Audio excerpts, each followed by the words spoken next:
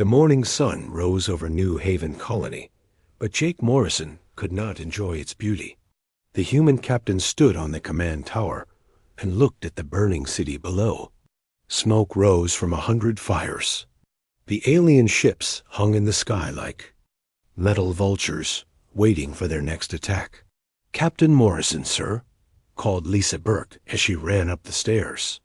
The commander's uniform was dirty and torn from 3 months of fighting. "The aliens are moving again. Our scouts say they're getting ready for another big attack."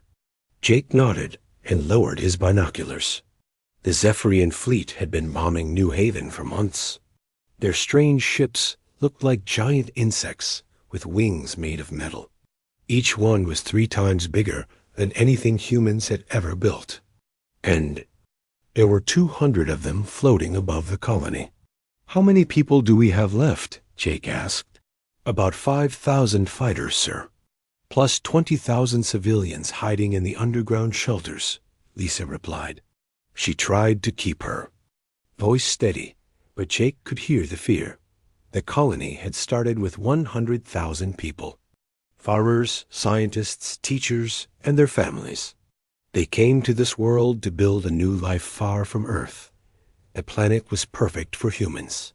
Clean air, fresh water, and soil that could grow anything. They called it New Haven because it was supposed to be safe. That was before the aliens came. Jake walked to the communication room where Mayor Alex Turner and Dr. Nina Ross were waiting.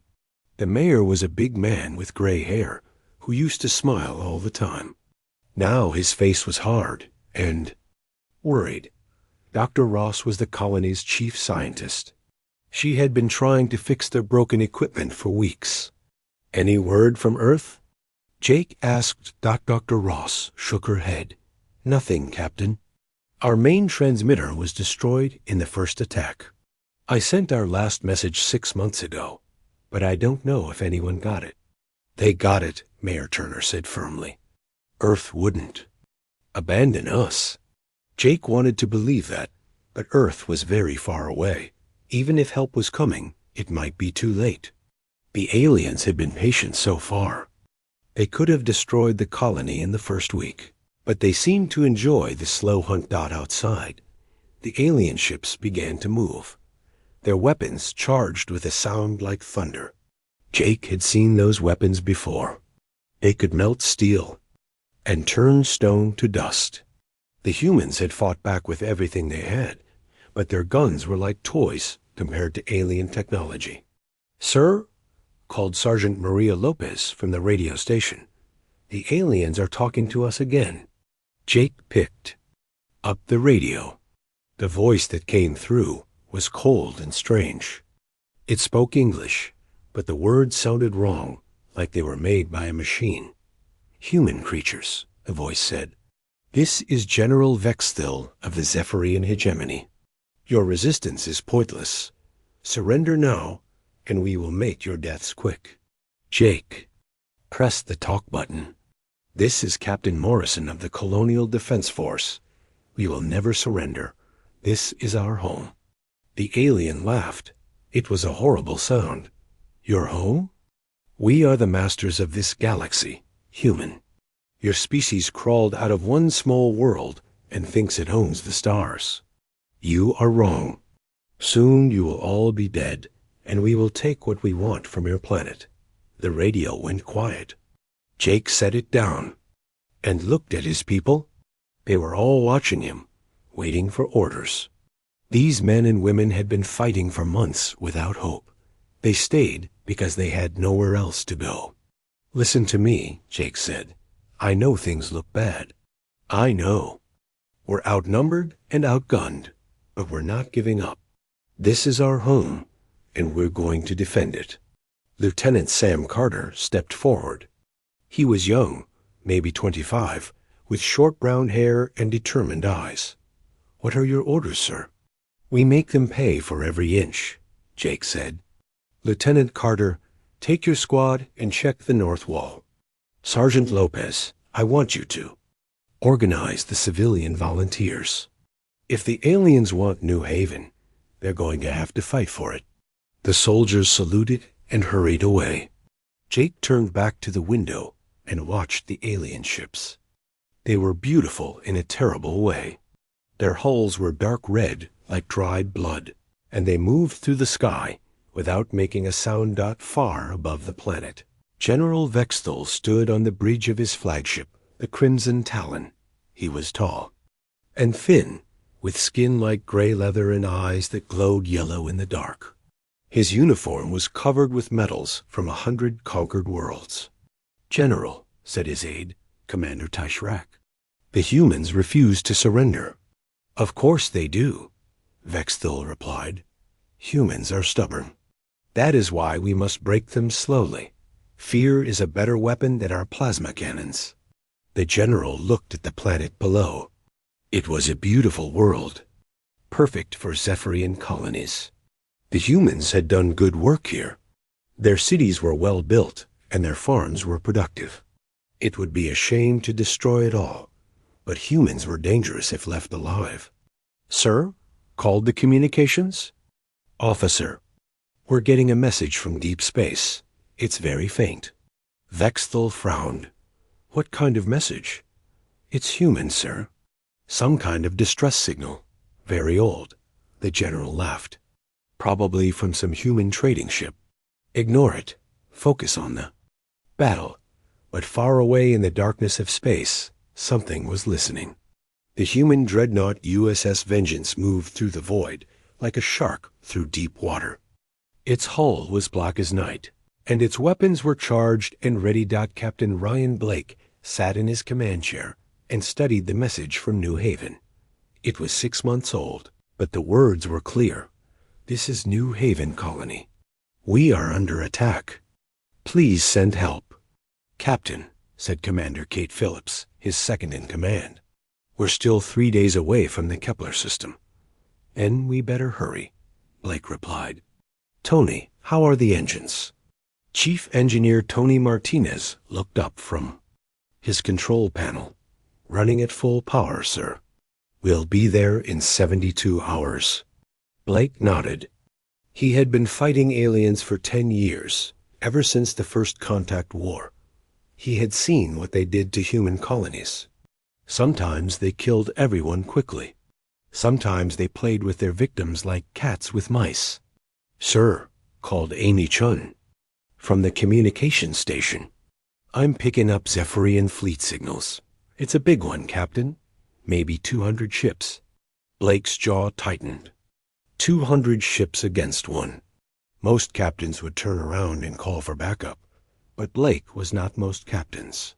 He was the man who had destroyed the Arcturus battle fleet at Wolf 359. He was the officer who had turned the tide at Proxima. "Centauri, Kate," he said quietly, "prepare the ship for combat. We're going in." "Sir," Kate replied, "it's 200 to 1. Blake smiled, but it was not a happy smile. "Then it's a fair fight." The USS Vengeance flew toward the Kepler system, carrying hope to the humans of New Haven. But the aliens did not know what was coming. They thought they were fighting scared. Colonists with old weapons. They were about to learn how wrong they were. Sub-Commander Krithves sat in the intelligence center of the Crimson Talon, his long fingers moving across the computer screen. The Zephyrian officer was smaller than most of his kind, with pale skin and nervous eyes. His job was to study enemy forces and find their weaknesses. "Sir," he called to General Vexthal over the communication system, "I need to speak with you about the human ship." The general's voice came back, angry and impatient. "What human ship? The one our scouts detected? It's just one vessel against our entire fleet." "Yes, sir, but I think you should see this," Krithves replied. His voice was shaking. A few minutes later, General Vexthal arrived at the intelligence center. The tall alien looked down at the smaller officer with yellow eyes that glowed in the dim light. "This better be important," the general growled. Krithves pointed at his screen. "Sir, I ran the ship's identification through our database. The vessel approaching us is called the USS Vengeance. It's commanded by Captain Ryan Blake of the United Earth Defense Force. So, one human captain is the same as another. No, sir. Not this one. Krithvis pulled up a file on his computer. Captain Blake is the officer who destroyed the Arcturus battle group at Wolf 359. Single-handedly, sir. His ship killed 23 of our allies in one battle. General Vexthel's eyes narrowed. Show me. The screen filled with battle reports and grainy video footage.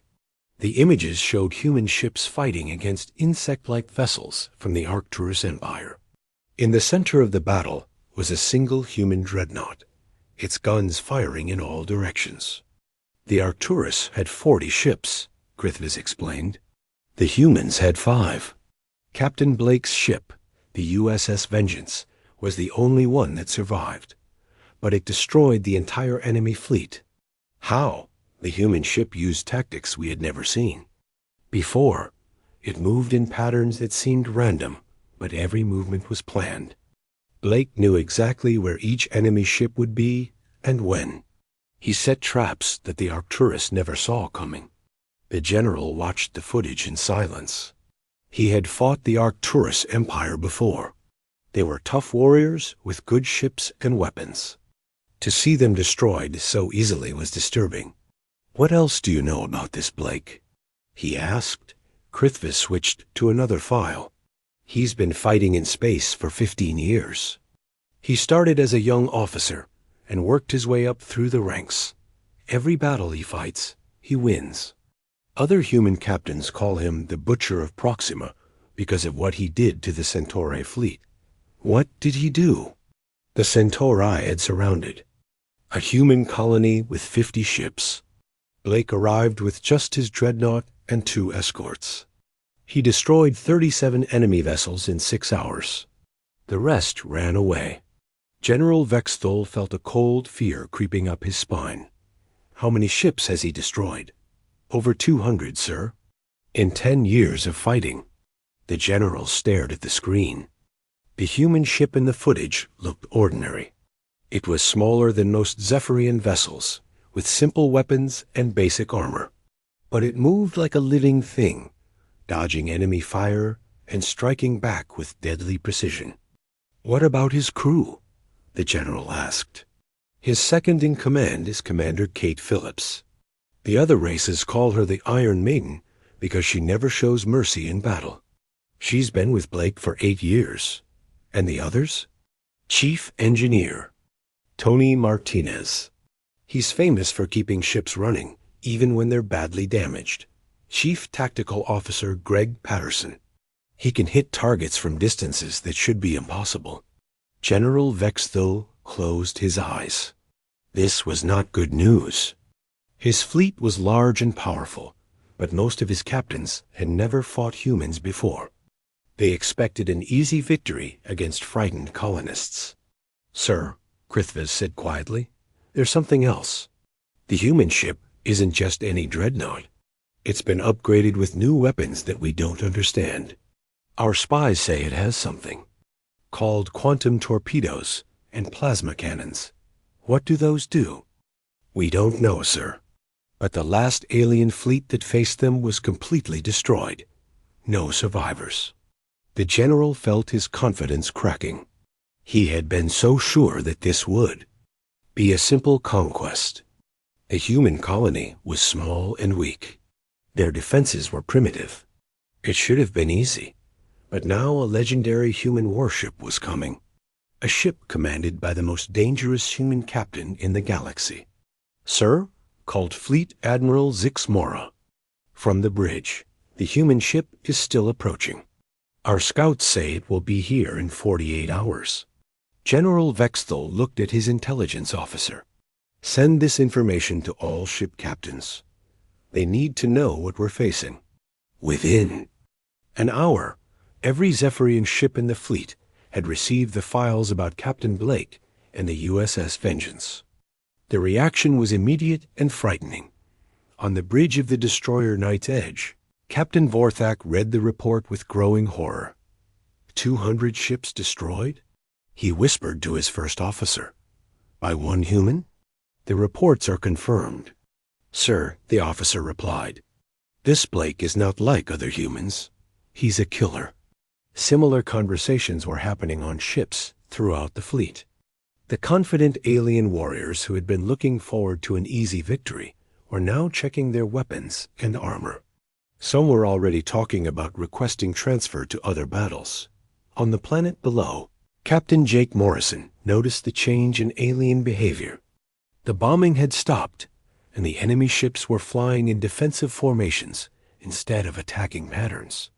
Something's got them spooked, he told Commander Lisa Burke. They're acting like they're expecting a fight. Maybe our message got through, Lisa suggested. Maybe help is coming. Jake wanted to believe that, but he had learned not to hope for too much. Still, the aliens were definitely worried about something in the underground shelters. The civilians were getting restless. Dr. Nina Ross was trying to keep people calm, but food was running low and the children were scared. How much longer? Asked Mrs. Carol Stone, who had been a teacher before the attack. My kids keep asking when they can go home. Soon, Dr. Ross replied, though she didn't really believe it. The soldiers are working on it. Back on the Crimson Talon, General Vexthal called a meeting of his senior officers. The conference room was filled with nervous aliens, all talking at once. We should attack now, argued Captain Tishrak, before this human ship arrives. No, said Fleet Admiral Zixmora. We should wait for reinforcements. This Blake is too dangerous to face alone. We have 200 ships, shouted another officer. How can one human vessel defeat us all? General Vexthal raised his hand for silence. The question is not whether we can defeat one ship. The question is how many of us will die trying. The room fell quiet. These were warriors who had conquered dozens of worlds, but they had never faced anything like this. The reports about Captain Blake made him sound more like a force of nature than a mortal being. Sir, said Sub-Commander Krithvis, I've been analyzing the human's past battles. He uses psychological warfare as much as weapons. He makes his enemies afraid before he even starts fighting. What do you mean? He broadcasts messages to enemy fleets. Simple words, but they terrify experienced captains. He tells them exactly what he's going to do, and then he does it. General Vexthal felt a chill. What kind of messages? Things like surrender now, or face the consequences, or you have one chance to leave alive. But the way he says it. The other races say his voice is like ice and death. The general looked around the room at his officers. These were the same aliens who had been laughing about human weakness just days ago. Now they looked like they were attending their own funeral. We stay and fight, he said finally. We are Zephyrians. We do not run from one human ship. But even as he said the words, General Vexthal was already wondering if he was making a terrible mistake. The USS Vengeance was still coming, and Captain Blake was still out there in the darkness, planning his attack. The alien fleet waited in orbit around New Haven, but for the first time in months, they were afraid. The USS Vengeance entered the outer edge of the Kepler system like a shadow moving through starlight. Captain Ryan Blake stood on the bridge, his hands folded behind his back, watching the tactical display. The enemy fleet showed up as red dots, scattered around the planet. 200 ships, just as his intelligence had predicted. Captain, said Commander Kate Phillips, moving to stand beside him. We're picking up heavy chatter from the alien fleet. They know we're here. Blake nodded. Slowly. He was a tall man with gray hair and cold blue eyes. His uniform was perfectly pressed, and his boots were polished to a mirror shine. He looked like he was going to a formal dinner, not a battle that could end with his death. Amy, he called to the communications officer. Open a channel to the alien fleet, all frequencies. Chief Communications Officer Amy Chun's fingers danced across her control panel. "Channel open, sir." Blake walked to the center of the bridge. Every officer stopped what they were doing to listen. They had heard their captain's voice before battle many times, but it never failed to send chills down their spines. "This is Captain Ryan Blake of the United Earth Defense Force," he said. His voice was calm and quiet, like he was reading from a book. "You have attacked human civilians. Withdraw immediately, or face the consequences." The message was simple. No threats, no anger, no demands for surrender. Just a statement of fact and a choice. Blake turned to Amy. "Send that message every hour until they respond." On the Crimson Talon, the bridge fell silent as Blake's voice echoed through the speakers.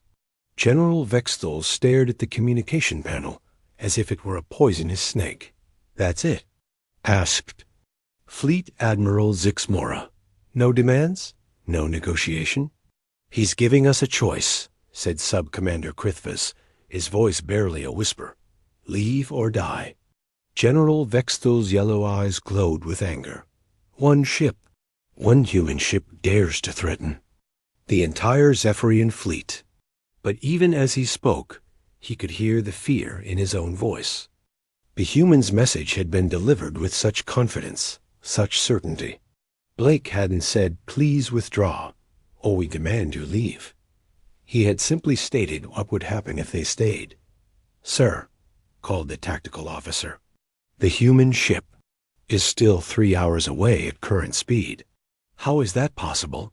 Vexthal demanded. "Our sensors showed it was days away." "The ship is faster than our intelligence predicted, sir. Much faster." The general felt his stomach twist. Everything they thought they knew about human technology was wrong. If their ships were faster than expected, what else had they gotten wrong? On the planet below, Captain Jake Morrison was leading his soldiers through the ruins of the factory district. The aliens had bombed this area heavily, but it was perfect for guerrilla warfare. Broken buildings provided cover, and the underground tunnels connected to the main city. "Sergeant Lopez," he called to his demolitions expert, "how many charges do we have left?" 12, sir," Maria Lopez replied. She was a short woman with dark hair and scars on her hands from working with explosives. "But I can make more if we can find the right chemicals." "Do it."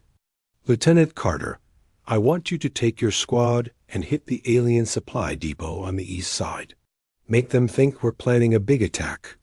Lieutenant Sam Carter nodded. "What's the real plan, sir?" "We make noise, lots of noise.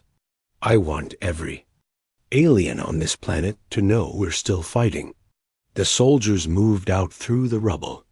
They had learned to fight like ghosts, appearing long enough to strike and then disappearing before the aliens could respond.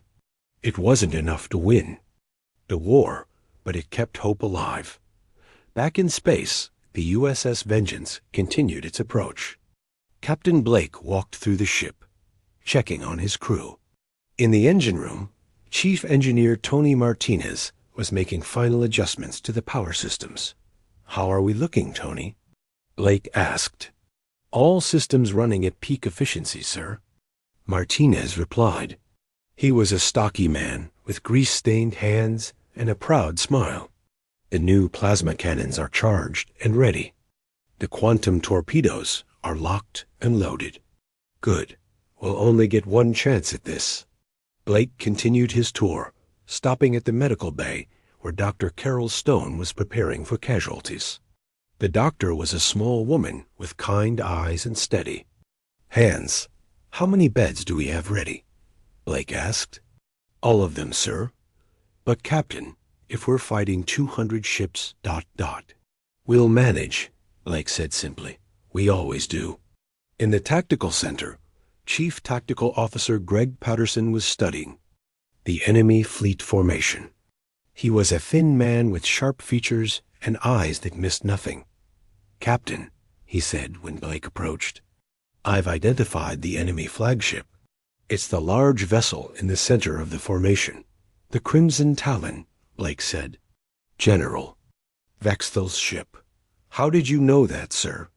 I've been studying Zephyrian tactics for years. Vexthul always puts his flagship in the center, where it's most protected. He's not a coward, but he's not stupid either.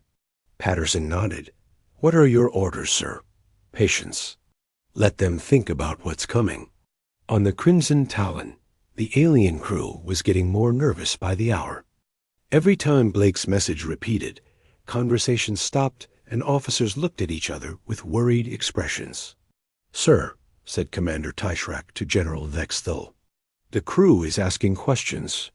They want to know why we don't just attack the human ship while it's still alone. Because, the general replied, attacking now would mean meeting them in open space. Blake is famous for his ship-to-ship combat skills. Here, we have the planet's gravity well and defensive positions. But privately, Vexthul was beginning to doubt his decision. The human captain's reputation was affecting his entire fleet. Officers who had been eager for battle were now checking and rechecking their weapons. Sir, called the communications officer, we're intercepting messages from our own ships. Some of the captains are requesting permission to withdraw.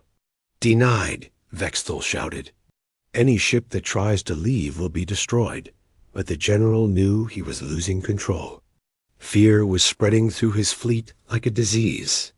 Blake hadn't fired a single shot, but he was already winning the psychological battle.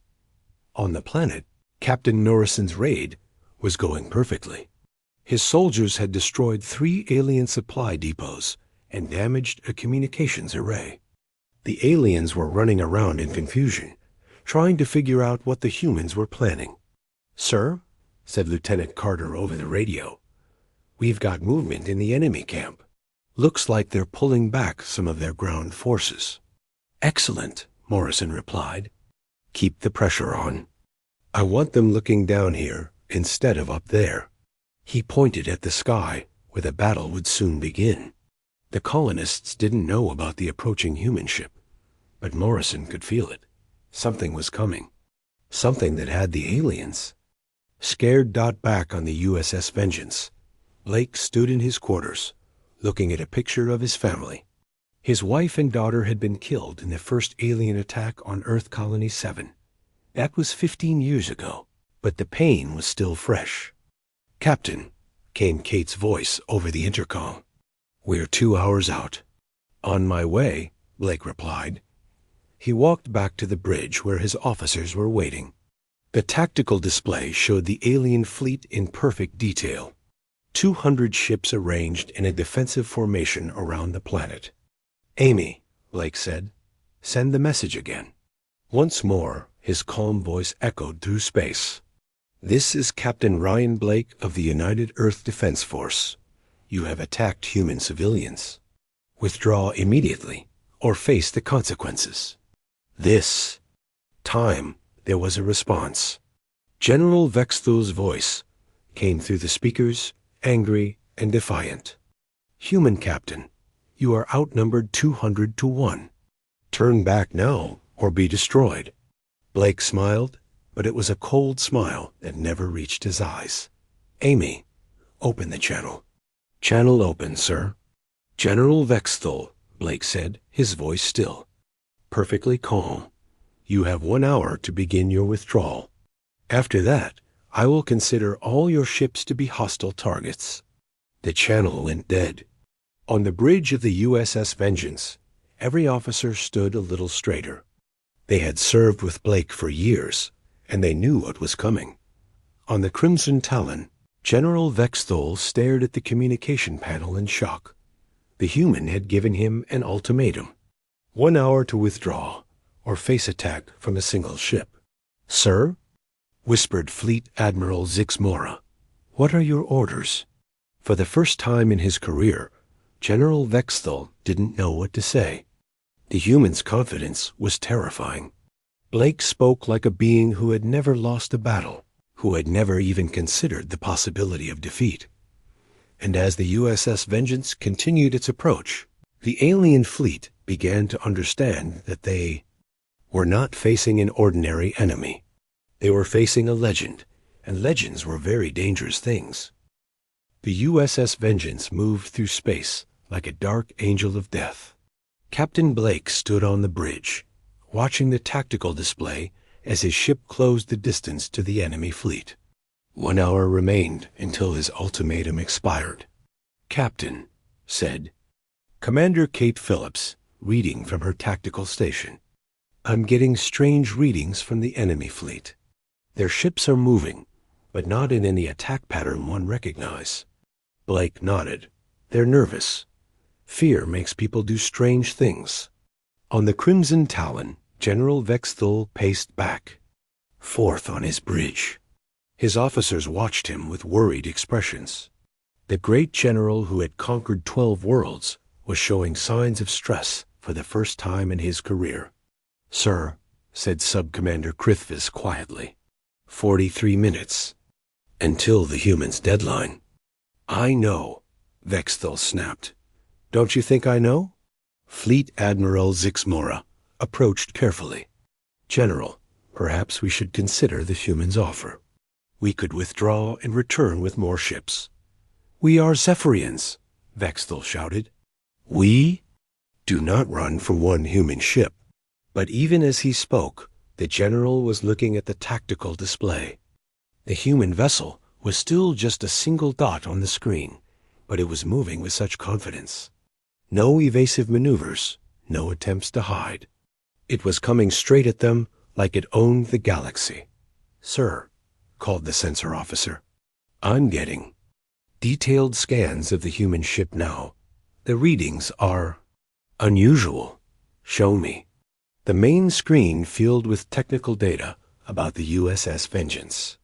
The ship was smaller than most Zephyrian vessels, but its energy signatures were unlike anything they had seen before. "Those power readings can't be right," said Commander Tishrak.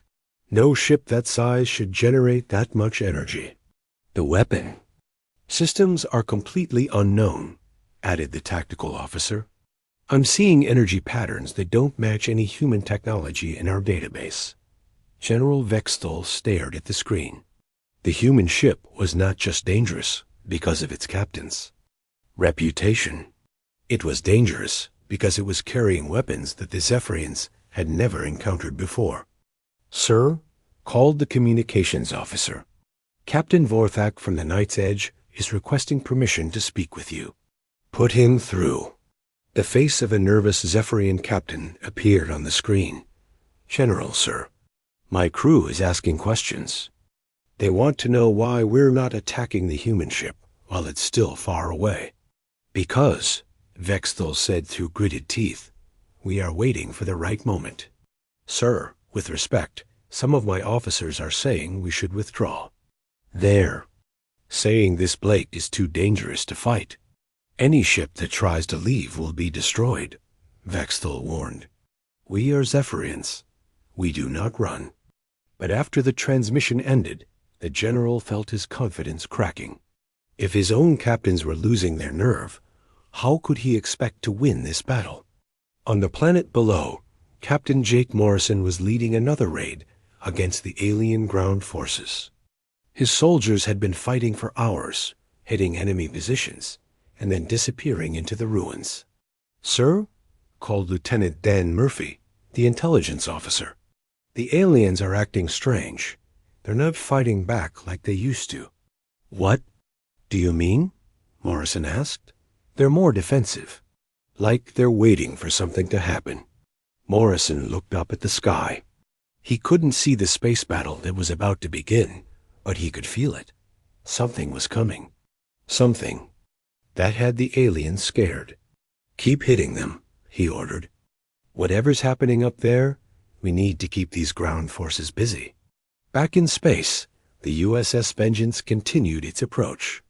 In the engine room, Chief Engineer Tony Martinez was making final checks on the ship's systems. "How are we looking?" "Tony?" asked Blake over the intercom. "All systems green, Captain. The new plasma cannons are running perfectly. The quantum torpedoes are ready for deployment." "Good. How long can we maintain full power?" "As long as you need, sir," These new reactors are amazing. We've got enough energy to power a small city. Blake smiled. The USS Vengeance was not just any human ship. It was a prototype, equipped with the latest human military technology. Weapons that had never been used in battle before. Defenses that the aliens had never encountered. "Captain," called Chief Tactical Officer Greg Patterson, "I'm tracking individual ships in the enemy fleet. They're moving in defensive formations, but there's no coordination. It's like each captain is making his own decisions. Fear does that." Blake replied, "When people are scared, they stop thinking as a team. Sir, I'm also detecting something else. The aliens have a patrol ship about 1 million kilometers ahead of their main fleet. It's moving toward us." Blake considered this. "They're testing us. They want to see what we can do. Order, sir? Let them come. But when they get within range, give them a warning shot." On the alien patrol ship Swift Strike, Captain Zefter was sweating despite the cool air of his bridge. His small ship had been ordered to intercept the human vessel and gather information about its capabilities. "Sir," said his tactical officer, "the human ship is still approaching. No change in speed or course. Distance? 500,000 kilometers and closing." Captain Zefter had volunteered for this mission to prove his courage to General Vexthal. Now he was beginning to wonder if he had made a terrible mistake. "Sir," called the sensor officer, "I'm getting readings from the human ship. Their weapons are powering up. Evasive maneuvers." Zefter ordered, but it was too late. The USS Vengeance fired a single shot from its main plasma cannon. The energy beam crossed the distance between the ships in seconds. It missed the Swift Strike by less than a kilometer, but the heat from the blast melted the patrol ship's outer hull. "Damage report." Zefter shouted, "Hull breach on decks 3 and 4. We've lost main power." The captain stared at his tactical display in horror. The human ship had fired just one shot, and it had nearly destroyed his vessel. If Blake had wanted to kill them, they would already be dead. "Sir," his communications officer called. "Human ship is transmitting." Captain Blake's voice filled the bridge of the Swift Strike. "This is your only warning. Withdraw immediately." Captain Zefter didn't hesitate. "All ships retreat. Fall back to the main fleet." The patrol ship limped away from the USS Vengeance, its hull still glowing from the heat of the human weapon. The message was clear. Blake had the power to destroy them, but he was showing mercy. On the Crimson Talon, General Vexthul watched the patrol ship's retreat with growing alarm. The human had disabled one of his ships with a single shot. A warning shot. "Sir," said Sub-Commander Krithvis, "Captain Zefter is reporting that the human weapon is unlike anything we've seen. He says it melted his hull armor like it was made of wax. How is that possible? The humans call it a plasma cannon. It fires superheated gas at nearly the speed of light." General Vexthal felt cold fear spreading through his body. If the human ship could do that with a warning shot, what could it do when it was really trying to kill? "Sir," called Fleet Admiral Zixmora. 20 minutes until the human's deadline. The general looked around his bridge at his officers. These were experienced warriors who had fought in dozens of battles, but now they looked like frightened children. "Sir," said Commander Taishrak quietly, "perhaps we should reconsider our position. The human ship has capabilities we didn't expect. Are you suggesting we retreat?" Vexthel asked. "I'm suggesting we think about our options, sir. We came here to conquer a colony, not to fight a war against superior technology." General Vexthel wanted to argue, but the evidence was right in front of him. The human ship had disabled one of his vessels without even trying. What would happen when Blake decided to stop showing mercy? "Sir," called the communications officer, "I'm intercepting messages from our fleet. Several captains are requesting permission to withdraw." How many? 37 ships, sir. Nearly a fifth of his fleet wanted to run away. General Vexthal had never faced anything like this before. His reputation as a conqueror was built on fighting enemies who feared Zephyrian technology.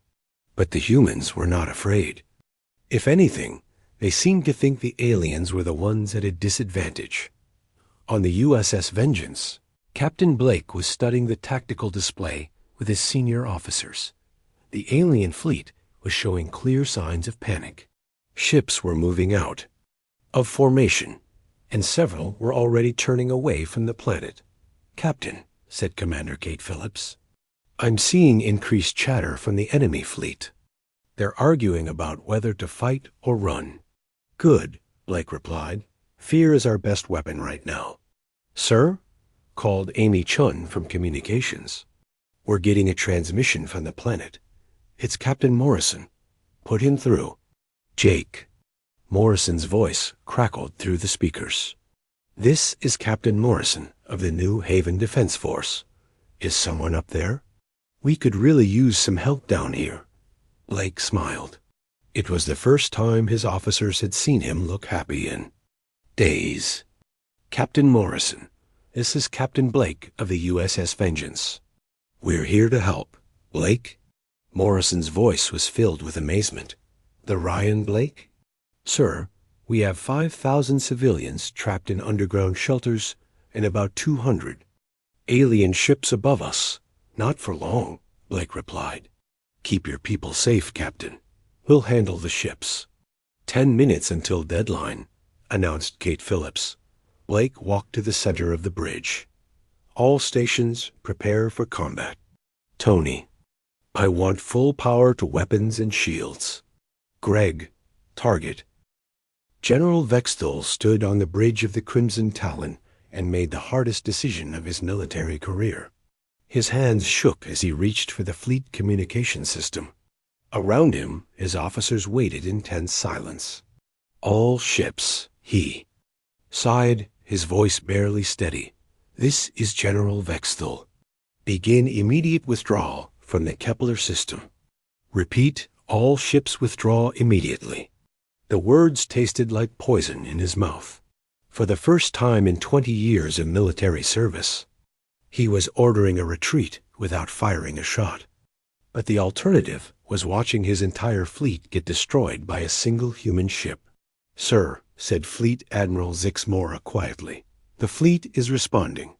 Ships are beginning to move away from the planet." On the tactical display, red dots that represented Zephyrian ships started moving outward from New Haven. Some moved quickly, eager to escape. Others moved slowly, their captains still hoping the general would change his mind. "Sir," called Commander Tyshrek, "Captain Vorthak from the Night's Edge is requesting confirmation of the withdrawal order." "Confirmed," Vexthal replied.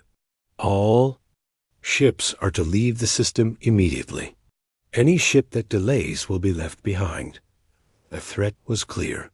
General Vexthal was more afraid of the approaching human ship than he was of losing face in front of his own fleet. On the USS Vengeance, Captain Blake watched the alien retreat with satisfaction. His ship hadn't fired a single shot in anger, but it had achieved complete victory. The enemy fleet was scattering like leaves in a strong wind. "Captain," said Commander Kate Phillips, studying her tactical display, "the alien flagship is beginning to withdraw. The rest of the fleet is following." "Good," Blake replied. "Amy, open a channel to the planet." "Channel open, sir." "New Haven Colony, this is Captain Blake. The threat has been neutralized. You are safe." On the planet below, Captain Jake Morrison stood in the ruins of the command center and listened to Blake's message with tears in his eyes. Around him, his soldiers were cheering and hugging each other. "Sir?" called Lieutenant Sam Carter, running up the stairs. "The aliens are gone. All of them." "They're leaving the system." Morrison nodded and picked up his radio. "All units, this is Morrison. The siege is over. Begin rescue operations for trapped civilians. The aliens are retreating." In The underground shelters. Dr. Nenia Ross heard the announcement over the emergency communication system. The thousands of civilians who had been hiding for months began to cry with relief. Children who had forgotten what sunlight looked like asked if they could finally go home. "It's over," Dr. Ross told Mayor Alex Turner. "We're safe." The mayor, who had aged 10 years in the past 3 months, sat down heavily in his chair. How? How did one ship defeat an entire fleet? "I don't know," Dr. Ross replied, "but I'm going to find out. This needs to be documented. The galaxy needs to know what happened here." Back in space, the Zephyrian fleet was in full retreat. Ship after ship jumped to hyperspace, fleeing from a battle that had never actually happened. General Vexthal watched his forces disappear until only his flagship remained. "Sir," said Sub-Commander Krithves, "shall we depart as well?" General Vexthal looked at the tactical display one last time. The human ship, the USS Vengeance, was still approaching the planet. It moved with the same confidence it had shown from the beginning, as if the retreat of 200 alien warships was exactly what its captain had expected. "Yes," the general said quietly. "Take us out of here."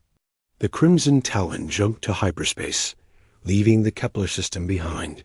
For General Vexthal, it was the end of his reputation as an unstoppable conqueror. For the galaxy, it was the beginning of a new understanding about human warfare. Captain Blake stood on the bridge of the USS Vengeance and watched the last alien ship disappear.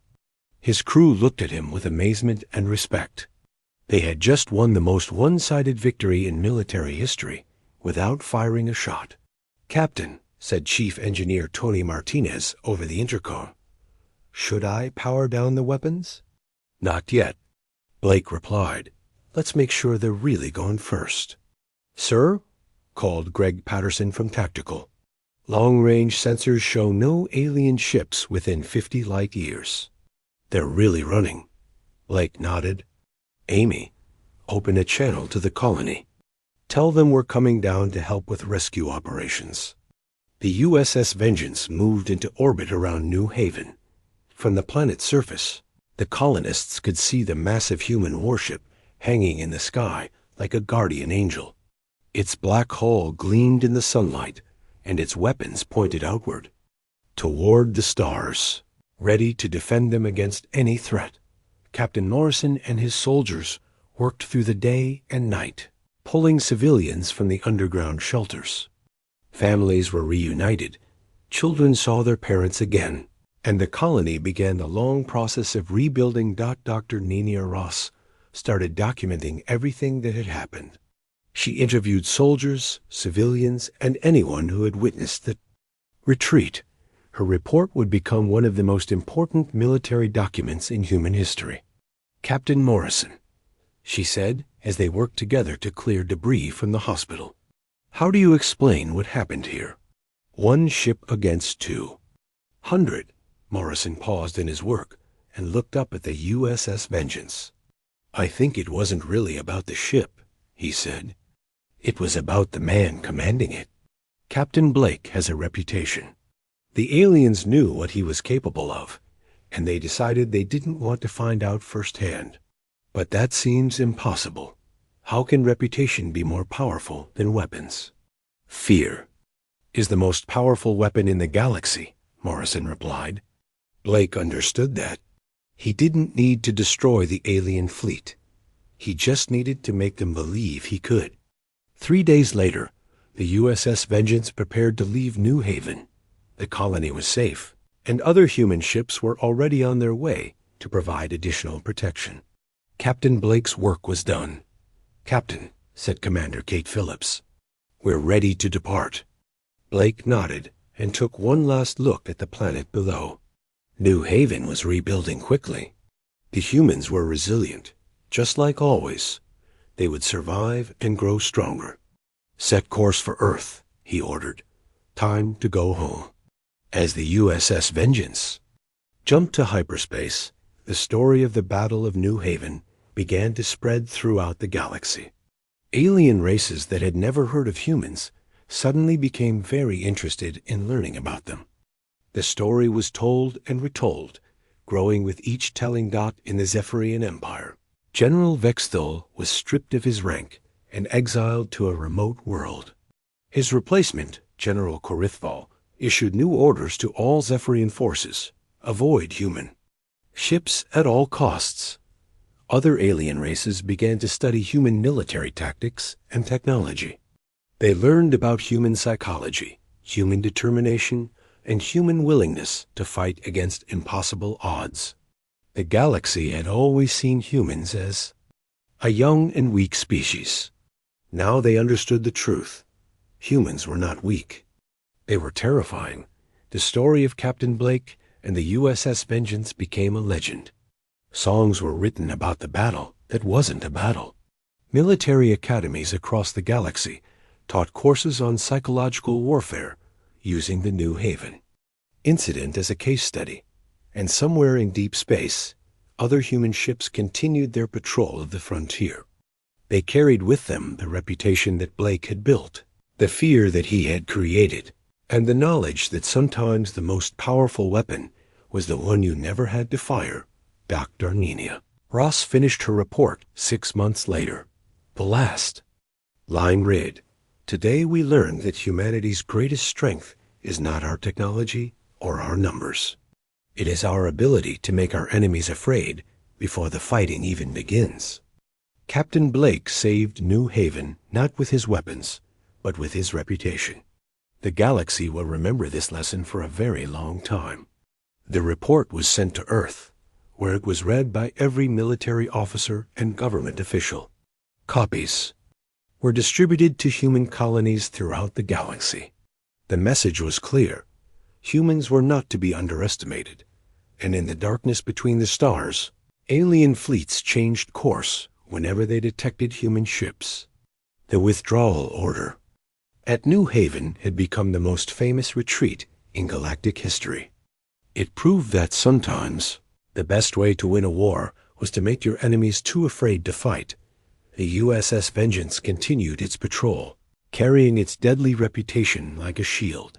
Captain Blake and his crew became legends, and the galaxy learned to fear the approach of human warships. The siege of New Haven was over, but the legend of human military might had just begun.